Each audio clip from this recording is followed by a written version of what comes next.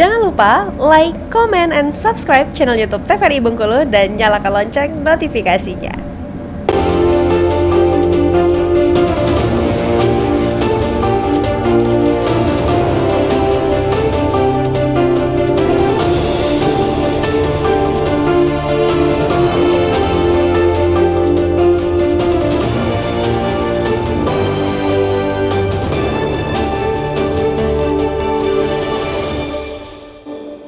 Ya pemirsa, terima kasih Anda masih bersama kami di Berendo.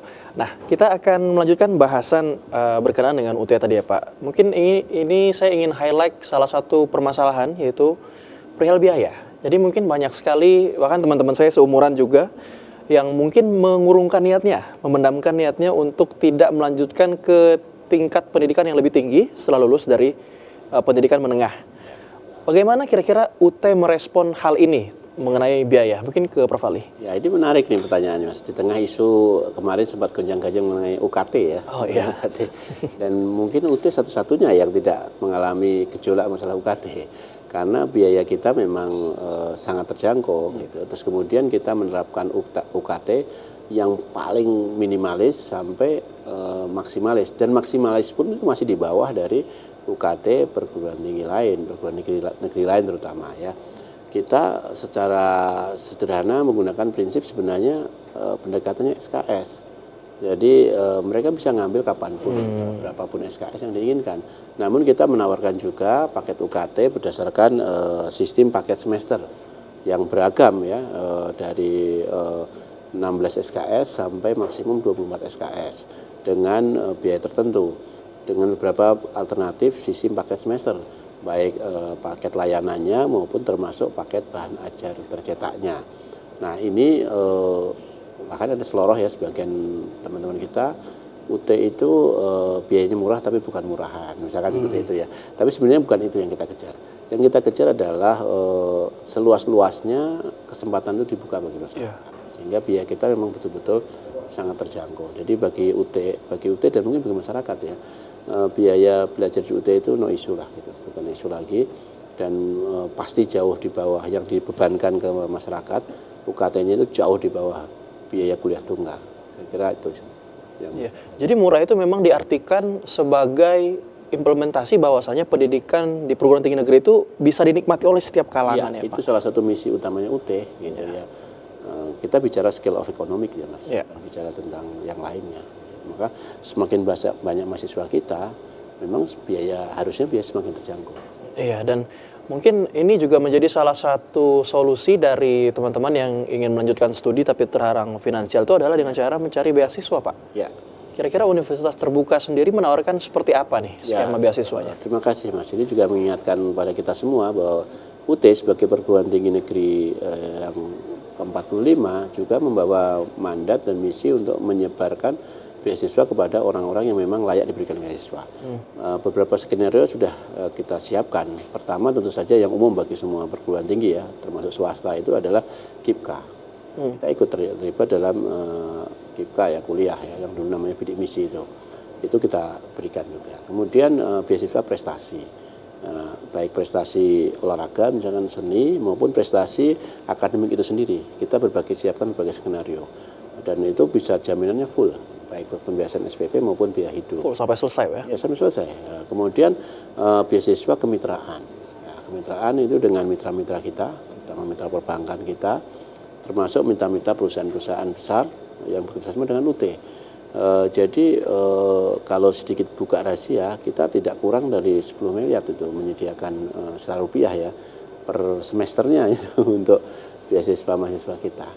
Jadi harusnya tidak ada halangan ya untuk bergabung ke UT ya, dengan bahkan kalaupun tadi punya uang sedikit pun bisa kuliah di UT kan. Apalagi dengan kalau mereka punya prestasi, UT itu tempat yang nyaman bagi yang berprestasi untuk kuliah gitu ya.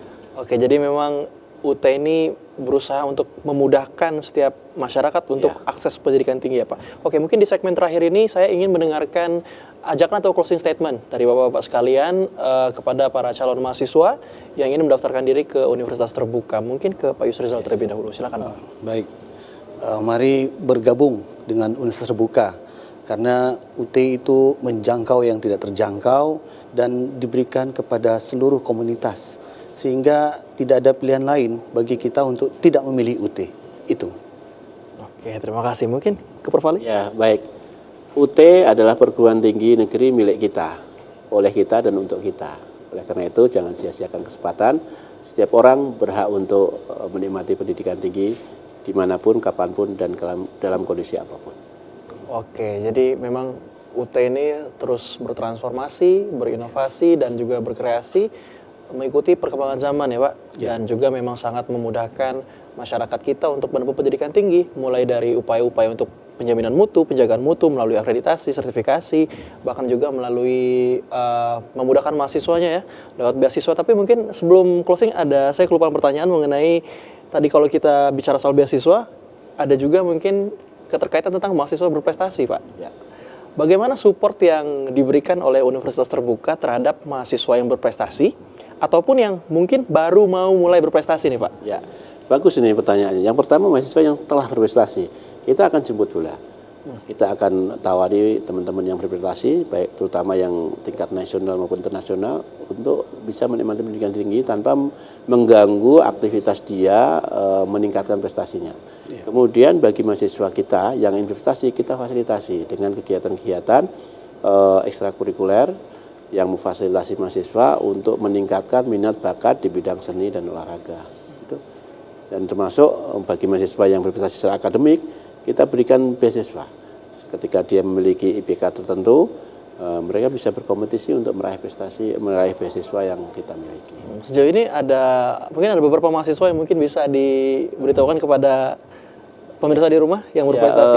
Beberapa mahasiswa kita seperti mahasiswa panjat tebing ya, pernah itu tingkat nasional, internasional ikut, kemudian atlet bulu tangkis itu mahasiswa kita, kemudian futsal, nah, itu yang dulu kita heboh juara futsal ASEAN yang kipernya itu, penjaga gawangnya itu mahasiswa UT itu, mahasiswa aktif, kemudian mahasiswa dari bidang olahraga lainnya ya, cukup beragam mahasiswa kita, termasuk tenis meja nasional juga kita secara rutin punya mahasiswa.